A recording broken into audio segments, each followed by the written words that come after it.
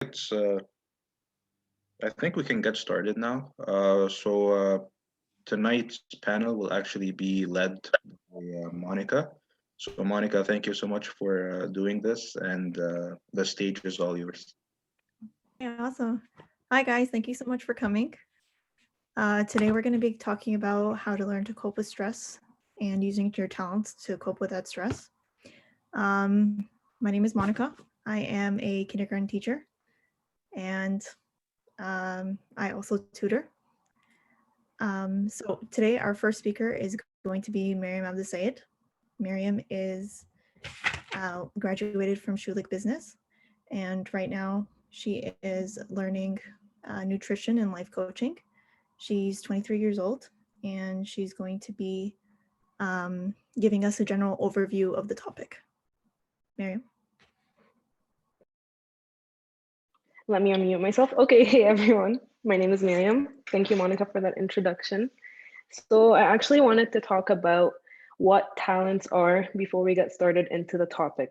So talents are actually innate. They're something that you're born with. You can't really develop one. You either have it or you don't, but you can obviously work to improve it. There are some things like obvious talents, of course, like amazing voices, or you're artistic, you're good at public speaking, a good storyteller, you're a good writer, and the list goes on and on. Although to some people, they actually develop, like they learn that they have that talent a lot later on in life. It's not like they're born and they know it exactly. And there's obviously non-obvious talents, which are basically talents that you're not sure you have, and you're not even sure if it's classified as talents or not. And some examples to that are like attention to detail, or you're a visual thinker, things like that, that people don't actually know whether to consider it talents or not. Some people more than others actually don't know what their talents are, and that's completely okay. I'm one of those people. I don't know what my talents are.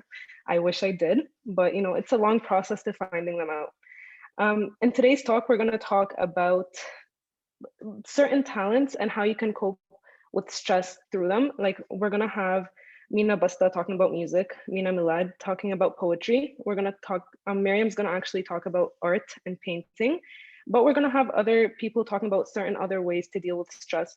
It's not really talents, but for example, Miriam is going to be talking about skills. Farah is going to be talking about fitness, and I'm actually going to be talking about strengths and virtues. So to define what strengths are, they're actually moral traits. So they can be built on, and you're not really born with them, unlike talents. We feel actually elevated and inspired when we do these certain traits of strength.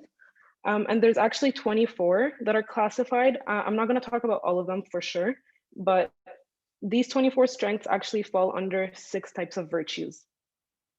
We start developing these strengths very early on in life, based on certain influences. For example, how we're raised or what inspires us from watching others and their actions.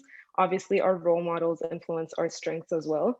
But as we grow older, we develop those strengths that actually elevate us. So those are the ones that we're doing for the sake of doing, not because we're expecting something in return.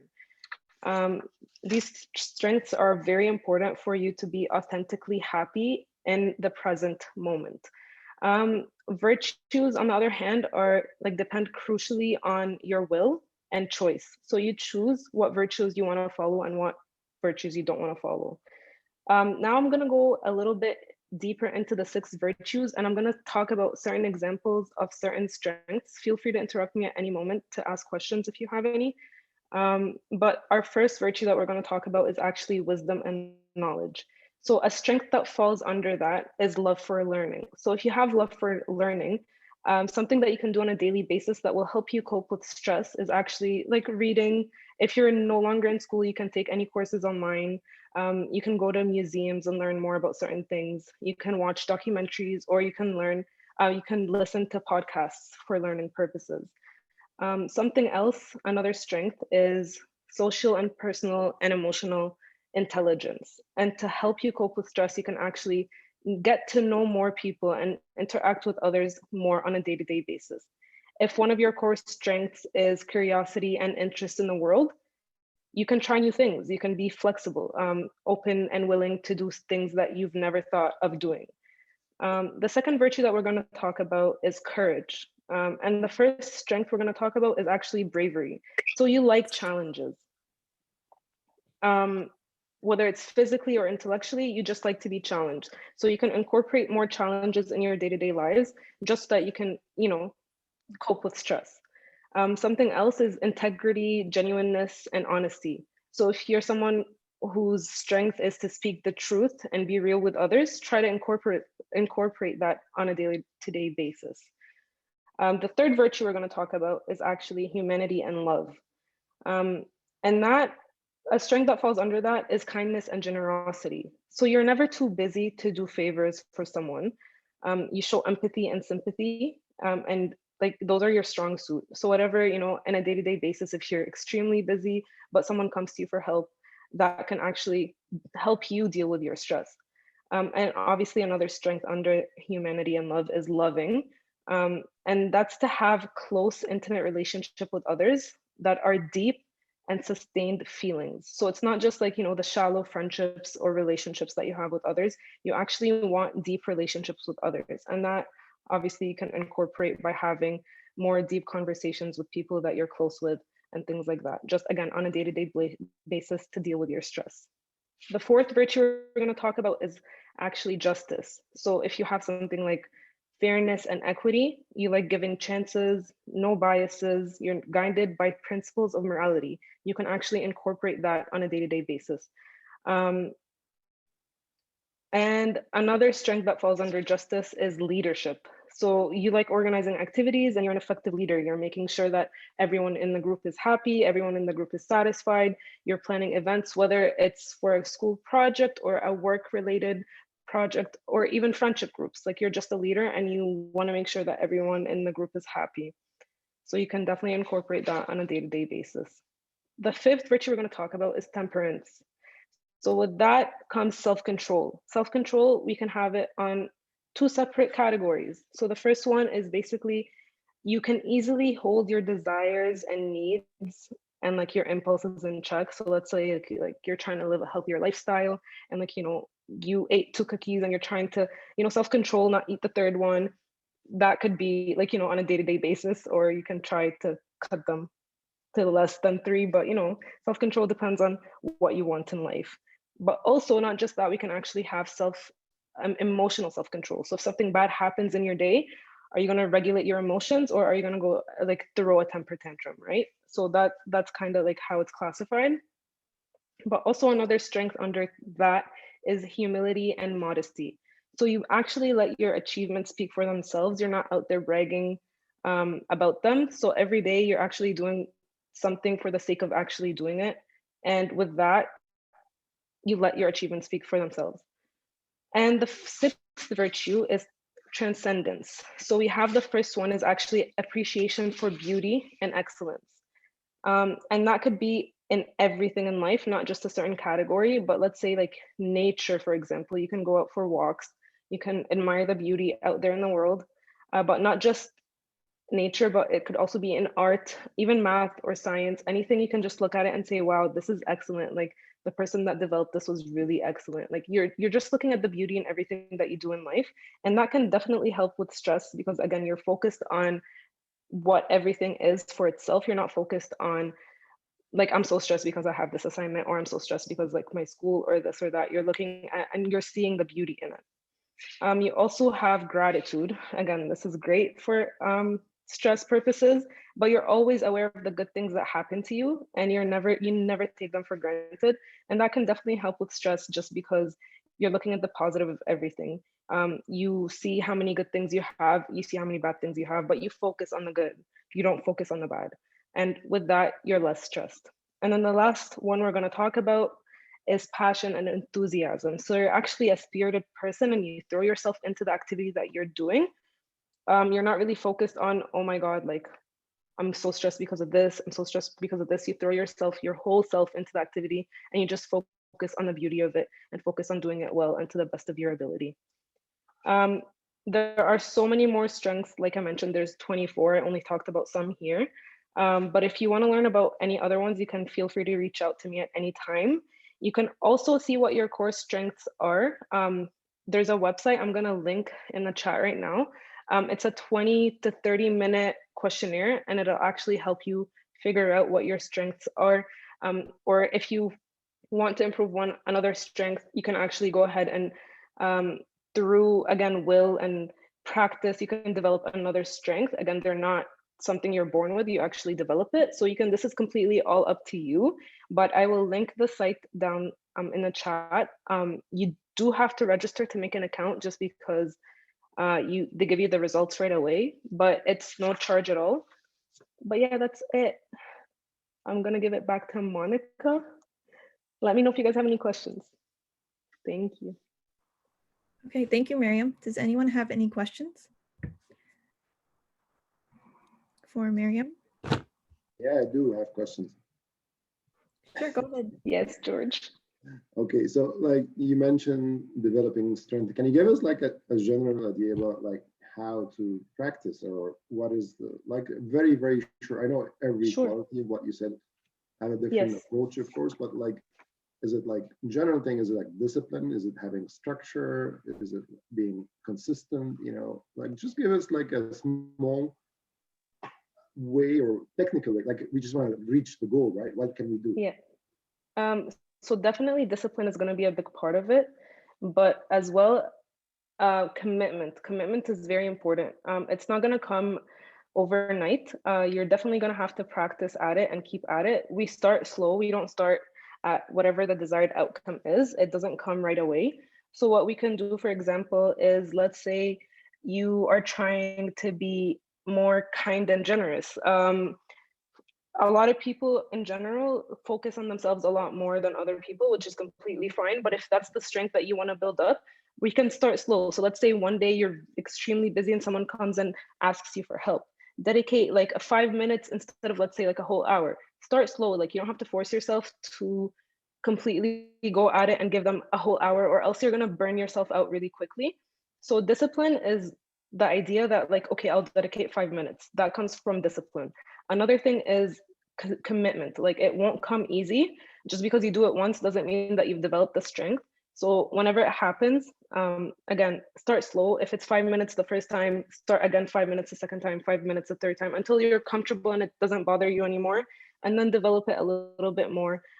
You can add 5 more minutes, let's say a month after, and then 5 more minutes the month after that. But it's completely up to you. Whatever the timing is, I'm not going to tell you like how many minutes you can dedicate to each thing, but definitely start slow. I don't recommend you try to force yourself into it so that you don't give up. When does it pay off? Like in general, is like, for example, I had started working on one of those skills or and I'm like, for example, I gave myself like 5 over 10, right? And yeah, like to reach 6, I should be patient, right? Like how much time does it, how can I measure? So it's going to be different for everyone and depending on whatever strength you're going to want to develop. But I want to say that it pays off right away. Instantly, it's going to pay off because the 5 minutes that you're going to dedicate to that first person that you help, you're going to feel happy about yourself. Yes, deep down, you might be like, oh man, I wasted my like 5 minutes on something when I could have been working on myself. So I'm not going to say that like everyone's going to have the same reaction, but like just because you wasted the 5 minutes and you could have been doing something else doesn't mean that you're not going to yourself feel happy about giving that 5 minutes to someone else. So it pays off right away. Obviously, at the very end, it's going to pay off a lot more when you can give like your whole self to other people. But it pays off right away. Like you're going to feel happy doing it for the first time even. Yeah, right. I just, sorry for taking the time. Just last thing is like, I learned meditation. It took me 6 months to go from 5 minutes to 10 minutes. So yeah.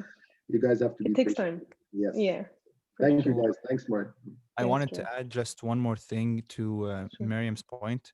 And that's the point of like growth. Growth, you cannot notice growth until a long time passes. Like I always like to say that a tree, when you plant a tree, you keep watering it every single day.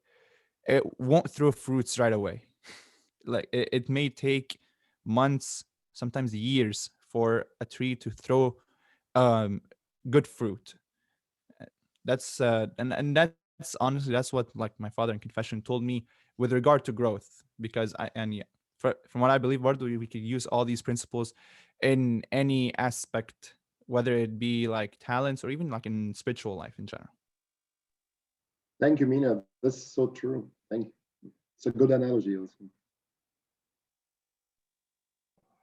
Thank you, Miriam and Mina and George for answering the questions.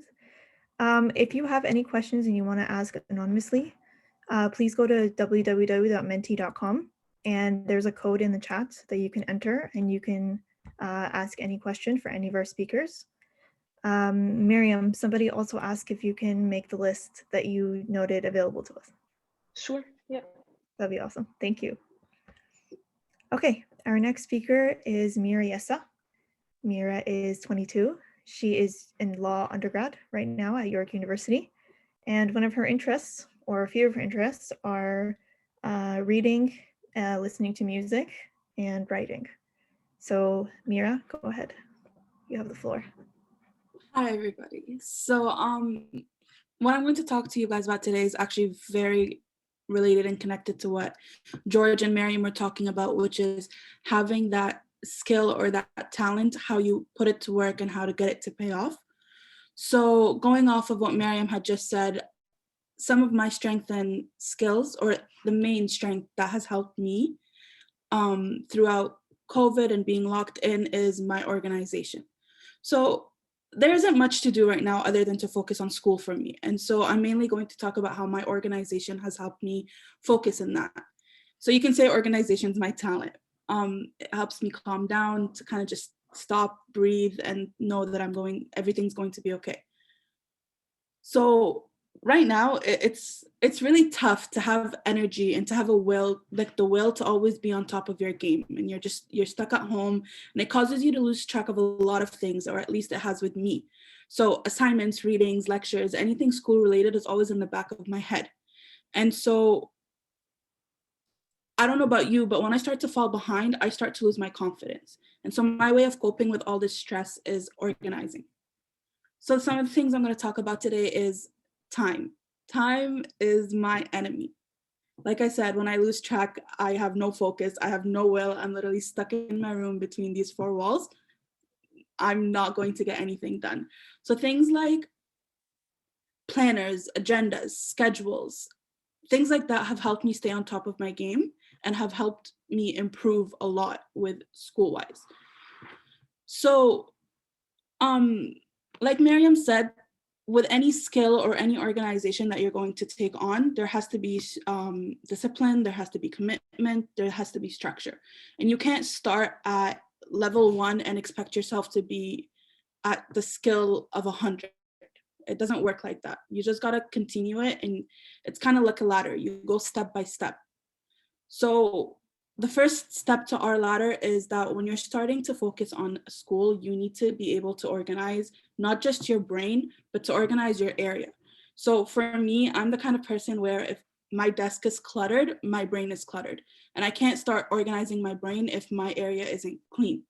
So I think one of the first things that would help you, or my suggestion is, clean your work area first before you start working. Get rid of things that you're not going to use, keep it clean, keep it plain. My next thing is a planner. I have an agenda, or I have a planner everywhere I go with everything. It's my agenda, just the full week helps me organize everything I have. I know this needs to be done Monday, I'll write it. This needs to be done for Friday, I'll write it. And that way, not everything is just in my mind. It's on paper, it's right in front of my eyes, and I can see what needs to be done and for what. Other than that full week schedule, I have my one-day schedule. And that one-day schedule is kind of like a booster for me, because I know that I need to get 3 things done for today. And so it's kind of like when I write down these 3 things that I need to get done today, and I get it done, and I take my pencil and I scratch it off my list, there's like a confidence that comes with it. It's like, okay, you're getting there. Slowly but surely, you're getting there. So when you start to see things written down on paper and you're able to kind of cross them off, my stress level decreases and my confidence level increases. So that's something that has really helped me stay on track and stay focused. Time schedules also help. So if you know that a subject shouldn't take you more than 45 minutes to do so, give yourself a time schedule. For example, from 2 till 2:45, you're just sticking to math. So do that. Get rid of everything that's going to distract you. Get rid of your phone, get rid of anything. Use the bathroom before you start. Your whole purpose is to spend that 45 minutes just focused on math. After those 45 minutes are done, do whatever you want to do. Go on Insta, go on TikTok, relax, sleep, whatever. But that scheduled time you have, once you get that scheduled time done, you could use an incentive at the end to say, okay, once this is done for me, I can then do this. Once I'm done math, I can go play Xbox, PS3 video games. Once I'm done X, I can go watch movies. I can go text my friends, do whatever you want. Other thing that's difficult right now with school is that there's a different vibe when you're studying at university or when you're studying in class or in high school than studying at home. You are surrounded by friends or people. You're not just sitting between four walls talking to yourself. So one thing that helps me kind of push myself to work a little bit and kind of gives me a little bit of energy is my friends. So simplest thing is that we can't see each other right now, so we'll just do a Zoom call. With a Zoom call, yes, my mic is off, but my camera's on. I can see them. I have somebody else to look at other than my walls, if you guys know what I mean. So it kind of gives me like a little boost of energy to know, okay, if I terribly, terribly need to talk to somebody, I know I can unmute myself, I can talk to them, and they'll be able to talk back to me. And then the last thing is just know your own limits. With the whole talking with friends thing, you can start to feel like a little bit, you can start to compare. If you know that you've studied and you can't study past 9 o'clock, then don't study past 9 o'clock. Because at the end of the day, that hour or that 2 you waste studying past 9 o'clock, nothing's going into your head. Nothing is generating up there. So you're just wasting time, wasting energy, and you're making yourself hate what you're doing right now. So just know that your energy's done. It's okay, call it a night, move on. There's always tomorrow. Don't push yourself down, celebrate the small things that you do. And just like Miriam said, don't stress yourself out. That's all I have to say.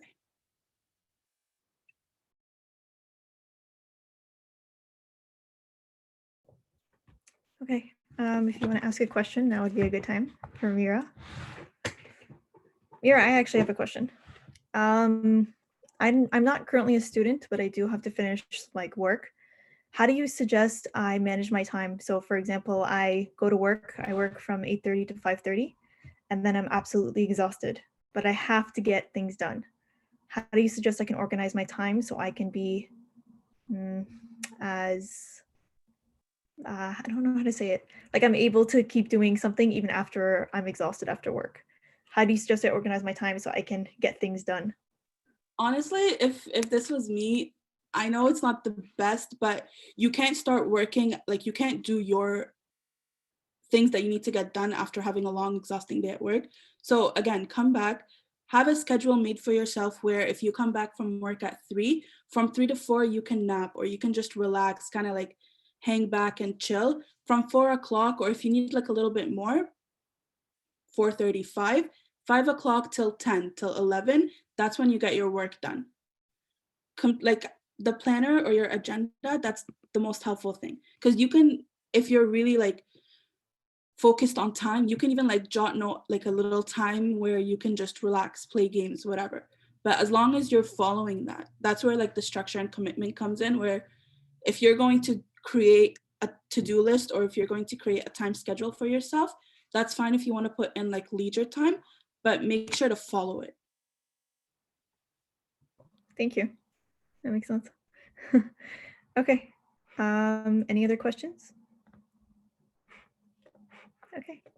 Again, if you want to ask any questions, we put the link in the chat. Okay, the next speaker will be Mina Bosta. He was born in Egypt. He came to the States in 2011, where he now lives. He lives in Northern California. He actually started playing oud in 2018, but he's had a music education since 4th grade. And right now he, God blessed his service, and he's getting a lot of international rapport because of his talent with oud. And he's going to be playing something for us soon. But first, he's going to talk about music and how it can help you manage your stress. Mina, you have the floor. Thank you, Monica. So a little introduction about like myself a little further. I am probably the youngest panel speaker here. I'm only 19 years old, and so this is obviously a blessing for me. But I wanted to stress something with regard to music. I'll begin my talk with a little bit on how music has helped shape my life and how it helped shape my experiences. So it's a funny story actually how I got started with music. I was sitting in 4th grade class.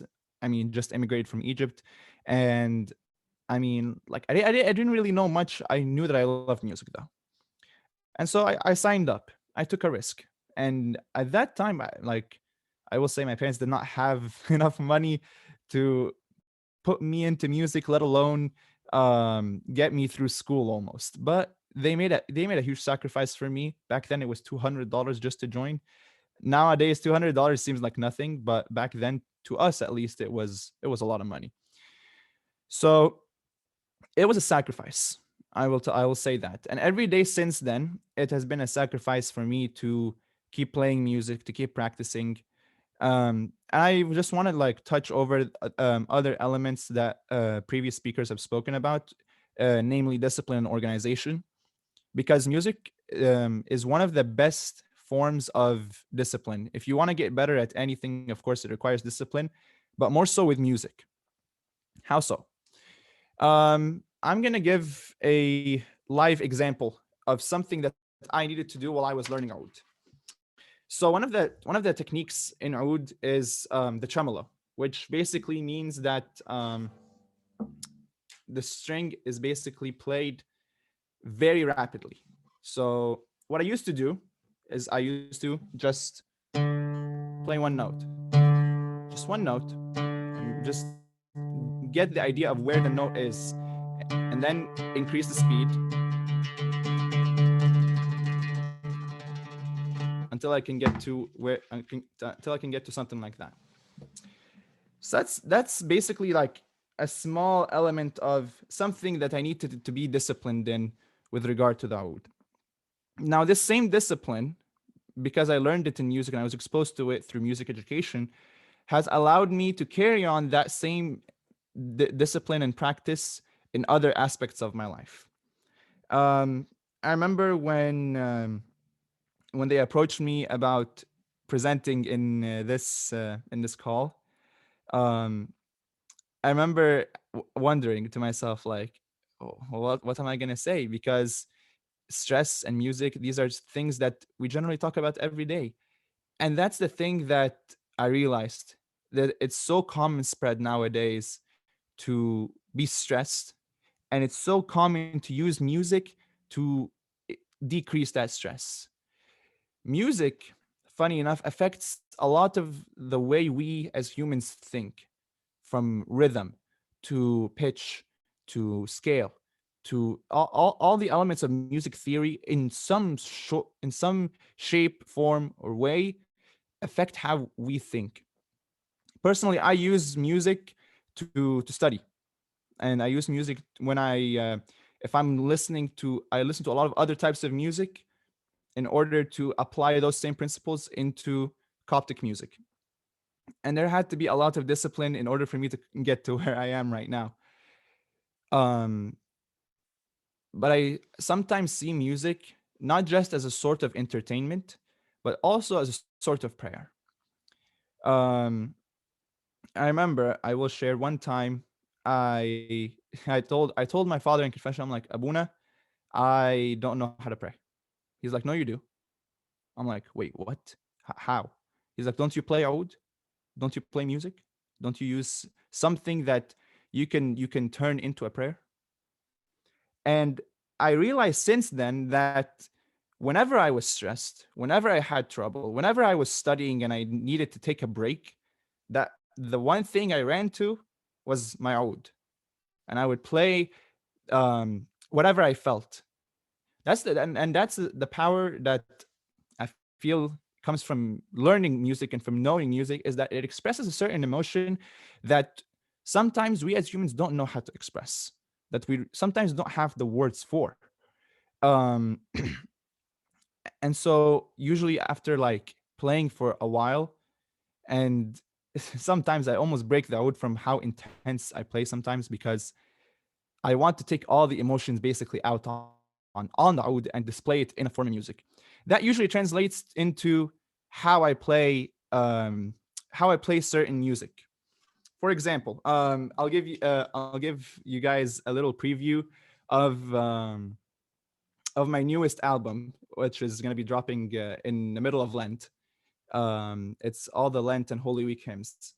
When I recorded it, one of my friends who studied in the clerical college in Cairo, and he is now a certified cantor, he told me this very, very amazing tidbit when I was playing one of the hymns. He said that that some of the Holy Week hymns, they require a certain sadness or passion that it has to be reflected in how fast it's played, what tempo it's played, what pitch it's played at. For example, listen to this little music excerpt with me.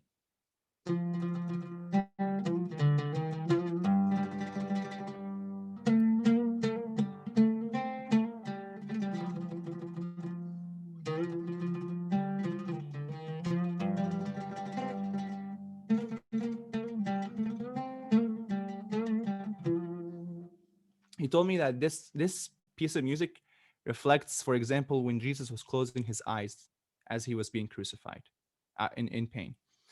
Or for another example, very popular hymn, everyone knows it, I'm sure, Golgotha. And it's an ancient Pharaonic hymn that is used in the Coptic Church during the Good Friday service when we quote unquote bury Jesus.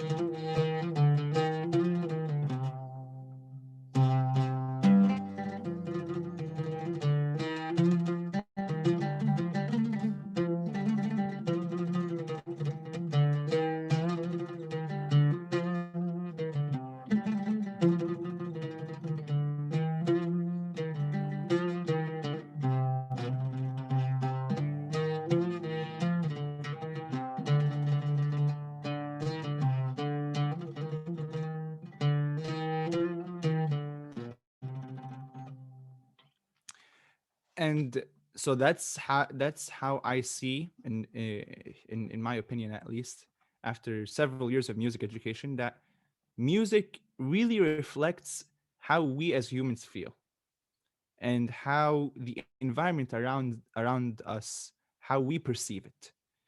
And when a person starts to understand this, their music tastes start shifting into, okay, if I'm feeling sad, what do I listen to that's gonna make me feel the emotion I can't feel in? Like, because sad is just a word. It doesn't fully describe the full extent of sadness. Is it a sadness of betrayal? Is it a sadness of depression? Is it a sadness of stress? Is it a sadness that longing for being with someone? And all these different kinds of sadness are all different. And unfortunately, we don't always have the words to describe each kind. But funny enough, we have the music that describes each kind of sadness. Same thing with happiness. I don't want to sound like I'm very sad, but same thing with happiness. A piece by Farid al-Atrash, they call him the king of oud. It's called الحياة حلوة. Life is beautiful. And this is how it starts.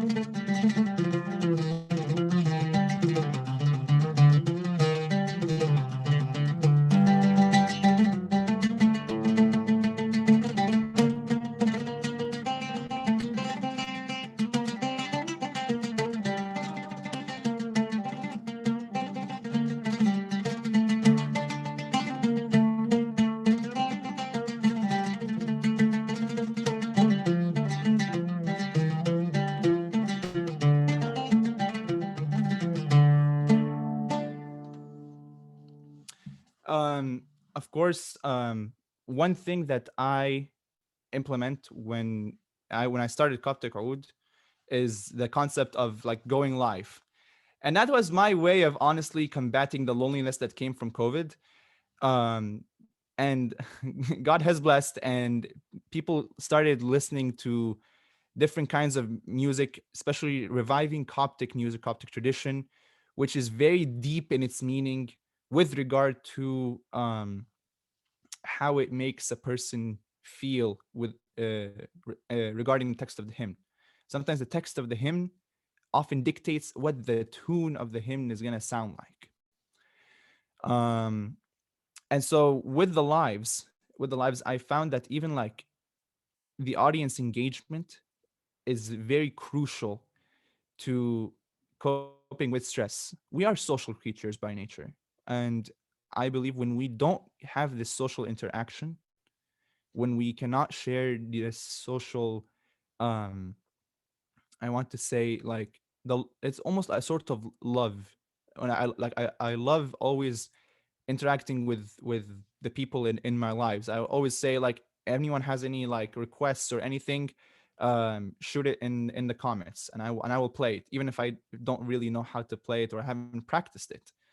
Because at that point the music itself, it's not about the rhythm or the practice, but now it's just a matter of getting people together who enjoy something. um that's basically what I wanted to say with regards to music and coping with stress. And honestly, that's really just my personal journey. And it reflects on the things that I make sometimes. And if anyone honestly has any questions, I am more than happy to answer.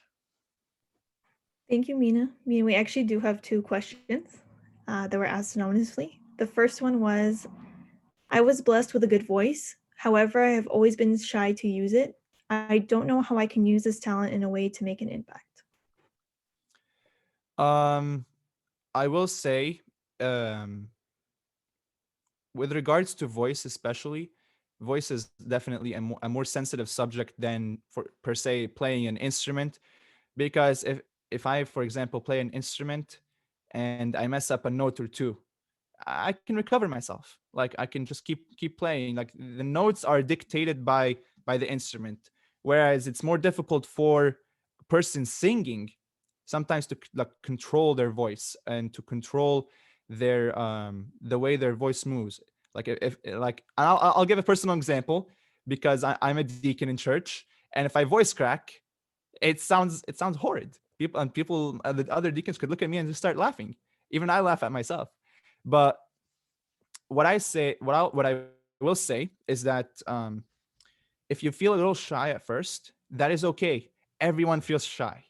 Everyone without regard. Like I cannot tell you how many times I felt shy just on this call itself from messing up a note or oof. I know no one cares about the note, but I care because I'm my own worst critic as a musician. So I understand, but also that is a talent. That is something that, like Miriam mentioned earlier, it is something that you have. It's something that you should use. Um, maybe what I would recommend is just starting like solo. Just start singing solo with no one, like listening. That's how I started. That's how all musicians start. We just practice alone, and then start exposing the talent to more and more people. criticism will come, and it comes sometimes in a very bitter taste, but criticism is there because we are humans in general, and one of the most human things that we do is critique other work. That does not undermine the talent, though. If the talent is there, then it's a personal responsibility to keep investing in this talent. I I cannot recall how many times one of my music teachers told me you played the wrong note, or that was the wrong rhythm, or that was a totally wrong pitch. Or even if I go back and look at my own recordings from before I started Coptic Oud, I'm like, oh my gosh, these are absolutely horrible. But also I want to implement the concept of growth.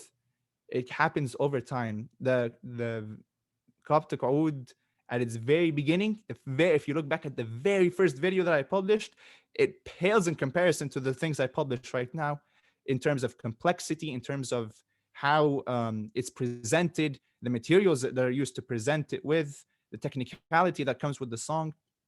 It's all a matter of effort. To that person, whoever you are, I support you, I encourage you, and I cannot wait to collab with you personally. So, like, and my door is open for collabs in general because I love collabing with talent from all over the world. Coptic Road was never about just me, but really just displaying Coptic talent all over the world. Thank you, Mina. We also have another question. I don't have any musical talent. How can I use music to manage stress? All right. Like I said earlier, you can use music as a form of prayer. Sometimes what I do, I just look at the hymns that we have in church, and there are some like instrumental recordings, and I use these as a form of prayer just by listening to them. I know also like Kulthum or Abd al Halim. Some of their songs are very spiritual as well. And so I just by listening to the song, I invoke a certain emotion in myself that calls me to prayer, or it calls me to release that stress.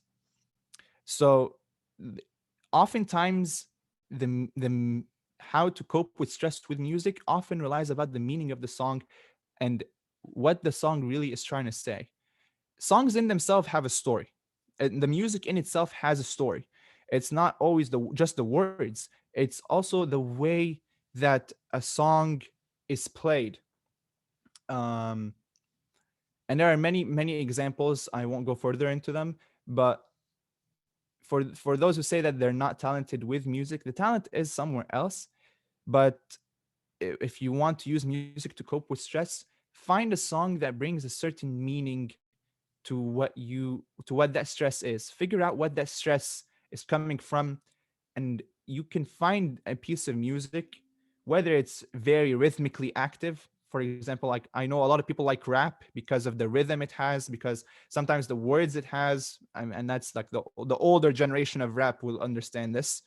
um I personally I personally critique rap too harshly because of the degradation of music that happened.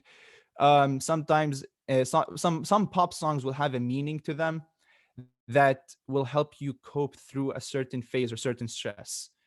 Um, for example, for me, one of the songs that helps me cope with stress sometimes is a song called Gabbar by Abdul Halim Hafiz, where he reflects basically how he was betrayed almost.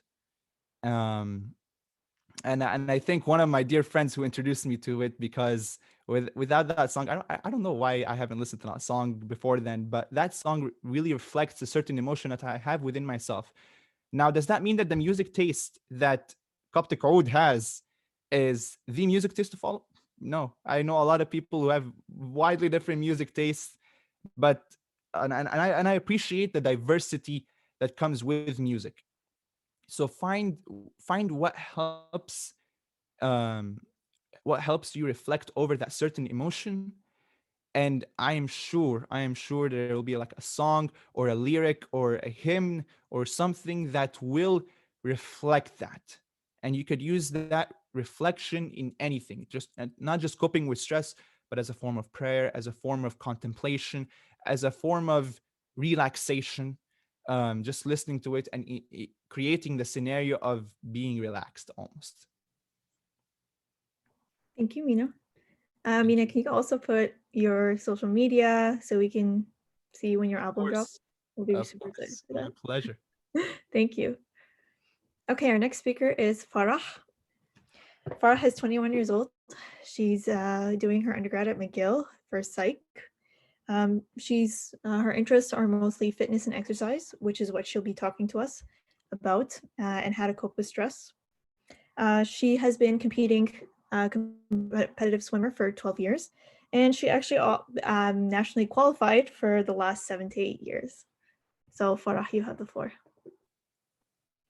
Hey, hi everyone. First of all, my speakers that have just spoken, you've been incredible. I don't know that I'm going to be nowhere near as informative. But yeah, as Monica said, I actually graduated from my undergrad from McGill in 2020, and now I'm in law school. So if anyone is trying to get into law, please hit me up. I'd love to kind of guide that journey. But what I'm probably going to speak about most now is just like maintaining fitness and exercise throughout lockdown. So as Monica said, I've been a swimmer for my entire life. And when COVID hit, I left my team in McGill and came home, and pools were closed, gyms were closed. And I came home for the first time in like 5 years. And finding a way to exercise daily was kind of just a mechanism for me to maintain some sort of normalcy. And not only did that, reduce my stress, but for me, it was a time spent continuing to build like a healthy lifestyle and continuing to build on my skills and improve what I have. And really, I think it's important to note that, there's no one right way to exercise. Whatever it is that you enjoy, whatever that encourages you to move is a positive thing, whether that's going on walks, basketball, soccer, swimming, skating, anything that kind of builds towards a healthy lifestyle is incredible. Yeah, so for me, it was just a way to maintain my athleticism and maintain a sense of structure, something that I enjoy. But of course, it goes back to what many of the panelists have said. It's really about discipline. Like if you want to, I wouldn't say that I am innately talented when it comes to sports. It was something I had to work at. I sucked every single team I joined. For the first year, I literally was awful. But we had to train 8-9 times a week. I'm not saying you have to train that much. I'm just saying it was something that, required time. And eventually it led to a lot of great things for me, thank God. But yeah, it's definitely a journey when it comes to exercise and fitness. And if anyone ever has any questions when it comes to kind of just jumping on that journey and starting that, whether it comes to fitness and exercise or whether it comes to law, definitely let me know at any point. I'd love to provide any advice that I can. Thank you, Farah. So we actually have a question. It says, I want to live a healthier lifestyle, but I lack the motivation. What can I do to shift my mindset to start? Nice. Okay. So really it's just start small. I think it was something that Mariam was saying earlier, start small, figure out something that you enjoy. It doesn't have to be running. It doesn't have to be lifting. Whatever it is that, encourages you and brings you joy, start with that, start with 10-15 minutes a day, even if it's stretching, even if it's you want to work on your flexibility, whatever it is. Also, please feel free to reach out to me and we can kind of come up with something together. But yeah, start with figure out what it is that you enjoy and start with that, just doing maybe 10-15 minutes a day, 3 or 4 times a week. And definitely mix it up. If you find several things that, interest you, mix it up, keep it interesting, because that'll keep you, motivated to continue moving and exercising. Nice, thank you. I actually have a question. Yeah, of course. During the pandemic, it's been difficult for people to feel motivation or go out for exercises. Even here in Richmond Hill, we were told that you can't even take a walk with somebody else. So how do you suggest that we shift our mentality, and what do you suggest we do if things are closed? For example, if gyms are closed or if we don't have space at home to do exercises, what is your suggestion for that, especially during the winter? Yes, yeah. So I know, yeah, I haven't honestly been outside in quite a while because it's just so cold. So many of my friends enjoy like YouTube videos, you know, maybe doing like a 20-minute follow along video is definitely a useful thing. And, you know, you don't have to be motivated all the time. It really comes down to discipline, but you don't have to feel like you have to work out 7 days a week for you to feel growth or for you to see growth. You know, like 3 to 4 times is plenty, or just like 10 minutes every day, or, you know, whatever works for your schedule, whatever you can maintain consistency with will be the best thing. So definitely a lot of my friends have liked kind of those YouTube videos. If you have a jump rope, like skipping and spot for 10 minutes is incredible. Yeah, people, you can Zoom, like FaceTime someone and work out together. I've done that with a friend or two. Yeah, those are a few ways that you can kind of virtually jump on the exercise train. Nice, thank you. That actually really helped. I never thought about Zooming with a friend. And Yes, yeah. That's really motivational. Other people help you feel motivated to do those things. Yeah, you can put on the same video and like start it together and like figure out a plan and get it done, you know? I never thought of that. That's really good. Okay. You kind of answered this question already, but just so we can make sure we answer everything. How do you cope with losing motivation after you don't see the results that you wanted? Yeah, I definitely experienced that. I mean, like throughout my years of swimming, like the amount of I hit like severe plateaus and I just feel like I need to quit. I think like I know it's difficult to maintain motivation when you don't kind of see the progress that you want as quick as you want. And it's difficult to maintain discipline when you also don't see that. But maybe like trying something new. I think, you know, trying a different form of exercise or a different intensity or for a different period of time, and trying that change, like shock your system a little bit. And hopefully that will bring some sort of, you know, adaptation in your body and your mindset that will fuel like growth and progress. Okay, thank you. Does anyone have any other questions for Farah? Okay, awesome. Thank you, Farah. Okay, our next speaker is also Miriam. She is currently a pharmacy student in Sunderland. Her interests are painting and drawing, and she's very interested in martial arts, and she actually has a black belt in karate, so watch out. And she will be speaking to us about painting and art and how can it help you cope with stress. Miriam, go ahead. Thank you, Monica. So hi, everyone. I'm also alongside Mina, one of the youngest of the groups. So it's such a privilege to be talking alongside everyone, and everyone covered really amazing points that I'm gonna hit on here or there. But to start off with, I think when people think of painting and they think of drawing, when it comes to stress, if they're not talented, the first thing they say is, oh, the best thing I can draw is a stick man, and I'm not good at it, I can't do it. No.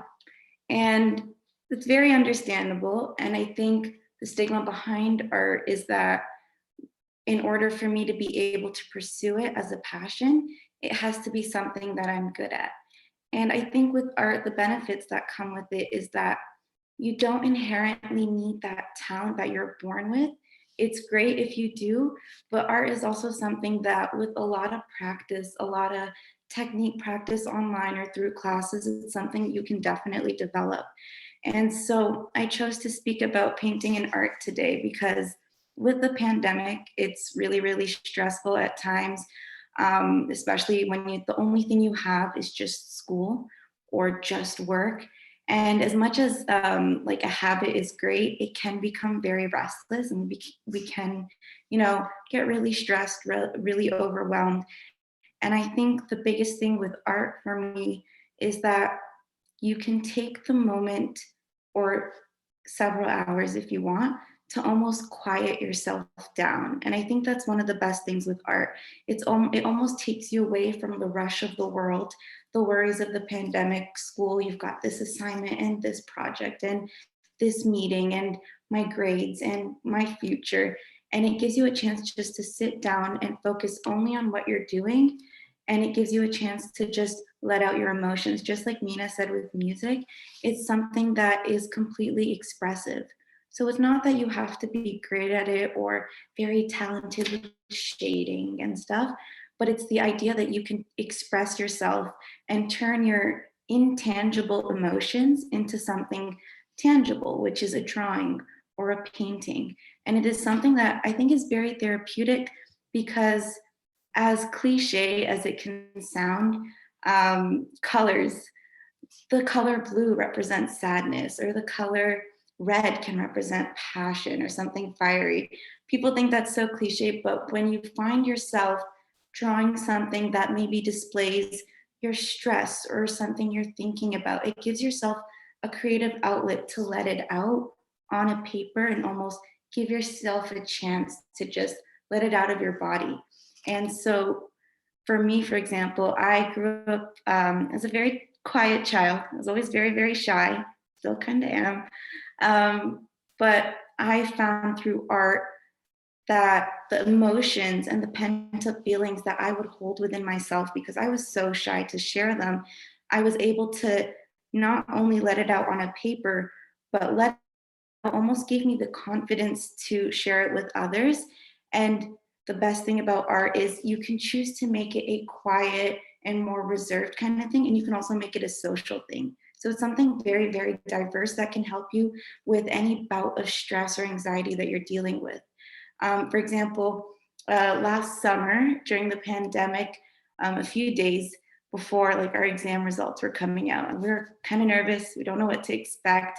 My group of friends and I, who a lot of them were like, I'm not talented, I can't paint for the life of me. But we all got onto a Zoom call and everyone chose something simple they wanted to paint or draw. And it was through that activity that someone started speaking, and then someone else latched on. Someone else gave their emotion out.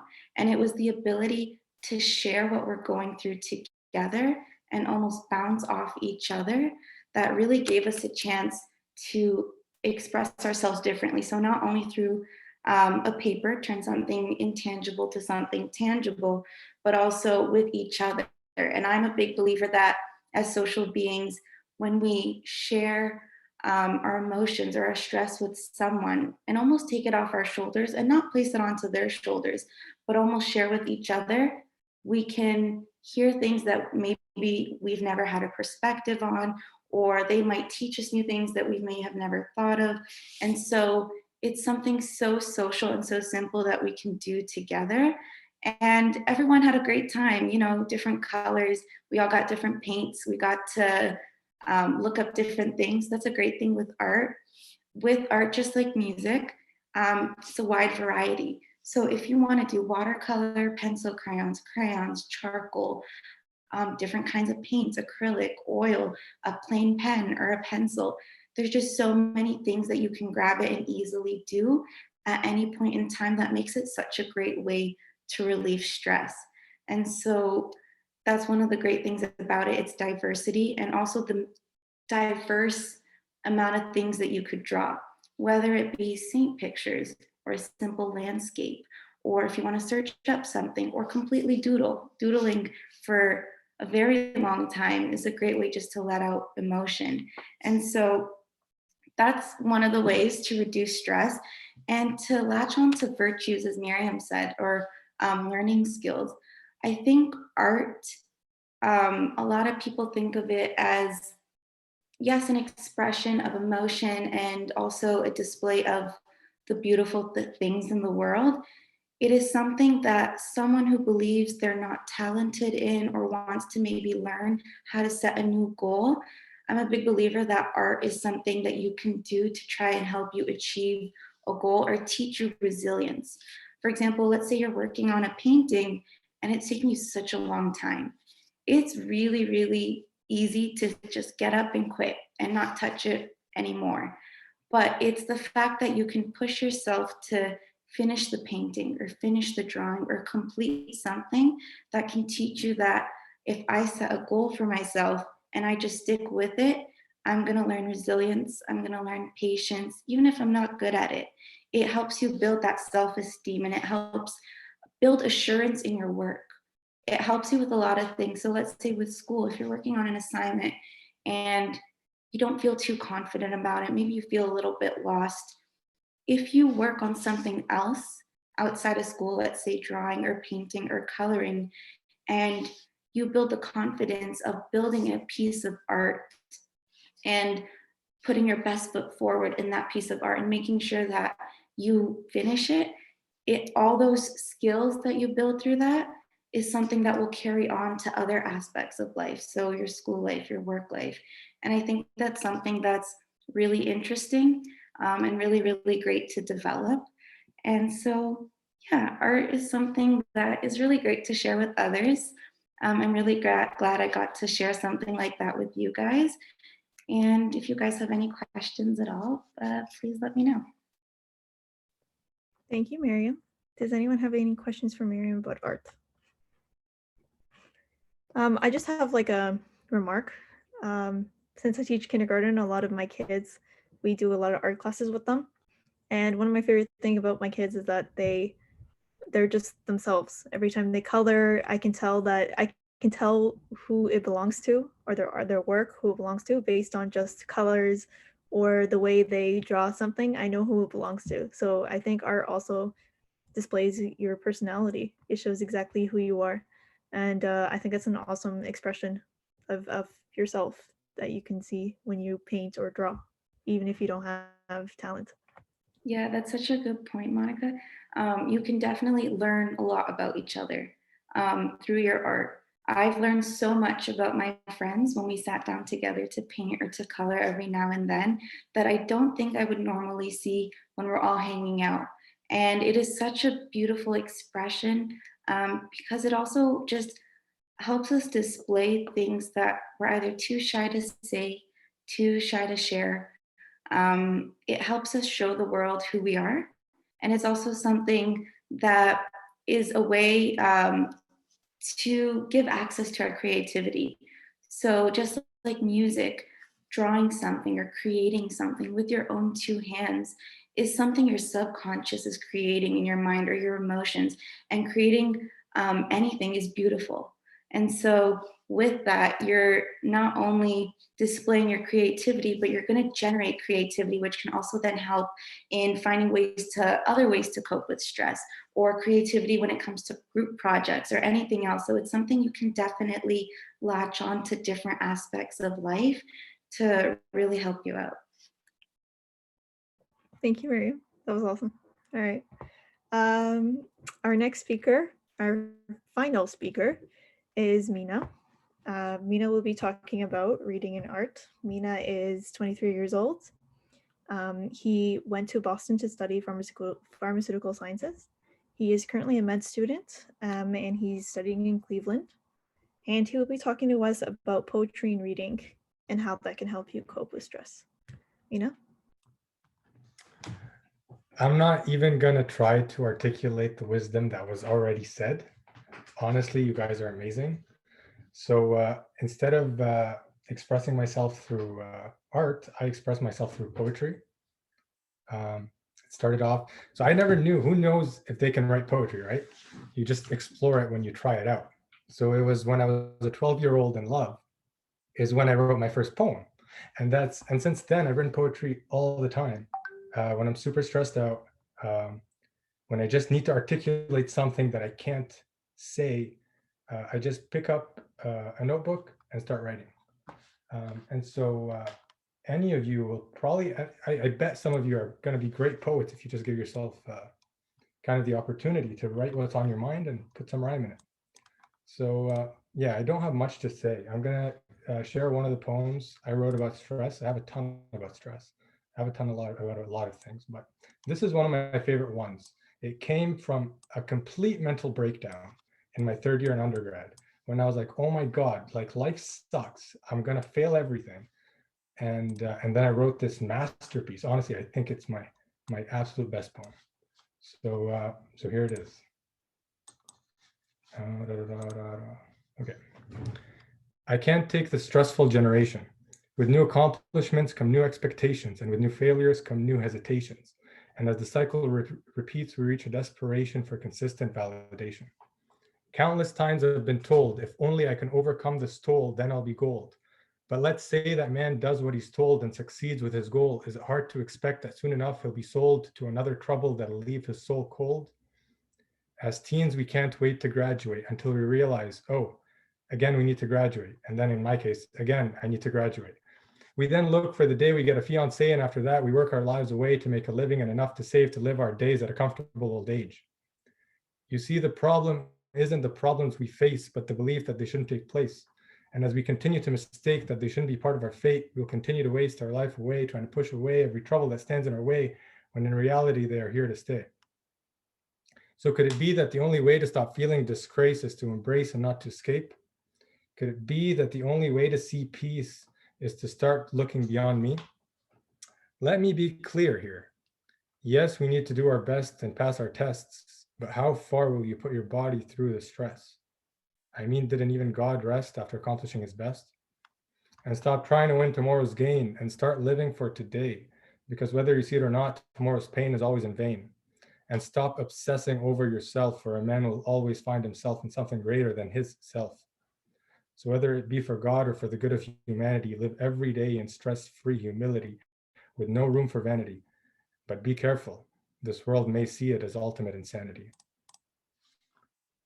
So yeah, this is my absolute favorite poem. And again, every time I read it, it's like, Mina, listen to your past self. You learn a lot. So yeah, I mean, all I really have to offer is try writing. You know, just write anything when you're feeling so overwhelmed. Writing, I think, kind of taps into a part of the brain that can articulate things that speech might not, or just thinking might not. It taps into a different part. And when you write, you know, maybe rhyme after that. Try to rhyme a word or two. Try to make it sound nice. We all love music, right? So we all have that capability to make things sound nice. And then share it. And I honestly think if you just give it a shot, you could do that. That's all I have to say. And I'll share some more poetry with Mark, specifically with any academics or stress, and he'll post it on his website. That's awesome, Mina. Thank you. You're welcome. If you have any questions for Mina, please let us know. Yeah, I do. I have a question for you. I mean, I love your poetry. It's so moving, and it's so true and deep as well. It really includes a lot of very, very deep concepts. It's like one thing I think we missed out is like we never spoke about what is really stress, you know, like what it is really at heart, you know, what is stress? Because we, even though it's simple, like, and taken for granted, like we all know stress, but one of the lines of your poetry that I really love is like, you have to forget about yourself a little bit also. It's part of, you know, getting rid of stress. It's just focusing on all the lovely things that you all said is like will be distracting you from the being fixated on one idea that I'm not getting what I want. Life is not offering what I really want right now. Is all the things that we want in our head, but we are not getting it. But we can just focus a little bit less on that. We can see a lot of beautiful things in life. But Mina, I don't have a question, but I just want to tell you this is a really wonderful poem. Thank you. Thank you for sharing. Thank you. Thank you for sharing, Mina. I like to say that I have a PhD in stress because of my job. What do you suggest that we write? Do we just write our feelings? Do we write something that's bothering us? What do you recommend that we write if we want to start? Oh, sorry. I thought you were gonna make an announcement or something. I was asking you a question. Okay, I'm always stressed, so I feel like I always need an outlet. Yeah. So I'm just wondering what do you think we should be writing down that can help us express ourselves? Well, so write down what you think is the root of the stress, right? So just writing is a method of thinking. So I don't go into writing knowing what I want to write. So if you're constantly stressed out, maybe you start off by saying, I feel this, I feel that. When I do this, I feel that. And maybe if I do this, I'll feel that. And maybe this is what's causing me to do that. So it's just it's a way of thinking, and put on paper, write what you feel, write how you can make it better, write how you can maybe identify the root of your feeling. So earlier this year, I was struggling with validation. I thought I had an issue with like, why am I seeking validation? And so I wrote a poem. So maybe I'll share this one because I love this, and this is the most recent one. And it's just, why am I feeling this? Figure it out and write it down. So I'll go quickly. It's not too long. It'll take like a minute. So the voices in my head question my competence as they lead me to a path of least resistance, one with checkpoints that validate my insecurities at every short distance, a road that accepts me for my inadequacy, obstinacy, and delinquency, a mirage of validation eager to rekindle my anxiety. Why is there a deprivation of validation amongst the student population? So that's my question. Well, I'll offer you an explanation. The very system of education is founded on continual exploration. So if our mission is to have a direction, then we must see it in progression, not in a final destination. Intellectual curiosity is not a neatly paved road, but a rugged mountain expedition, one with friction, but that very conviction is fundamental for distinction. So now I'm kind of seeing the bright light, like, where can I go from here? So I've taken the decision to remain diligent, for it is only through my education that I can eradicate the limitations that confine my ideas to the world of fiction, even if validation by those very studies can be nothing more than fiction. So yeah, exploring kind of the root and thinking about it, and then offering a way forward, as next steps. Usually that's how my poems go. Okay, thank you so much, Mina. You're welcome. So I would just like to say thank you so much for all our presenters. And before we conclude, I just want to give you all a chance to recommend a song to Mina so he can play for us one last time. Does anyone have any requests? Anyone?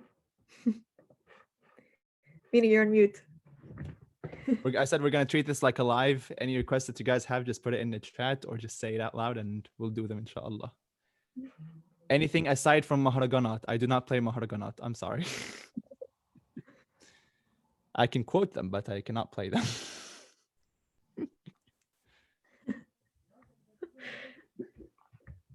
I will take, like, Golgotha was amazing. If you can just play a small part of it. I love Golgotha's tune. For sure. I got Golgotha and we got the Flogiminus. So hot.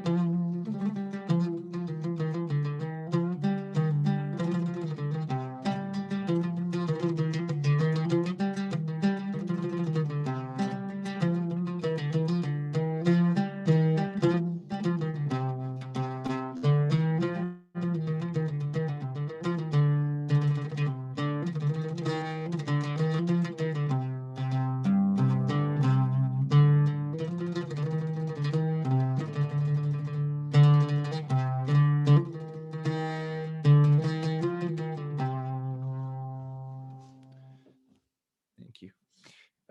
Up next we have Iflogiminus. That's also going to be part of the new album.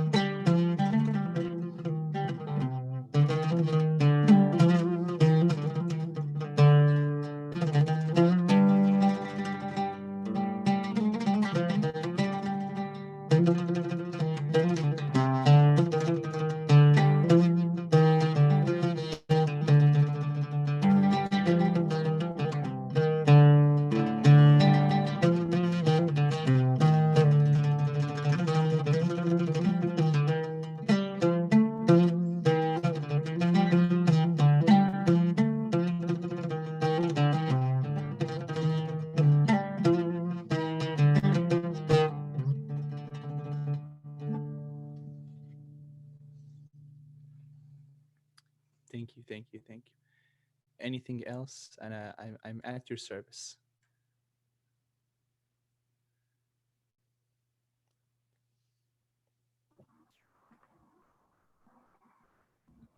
Okay, thank you, Mina. That was awesome. That was really Thank cool. you, guys. Thank you so much to everybody who presented.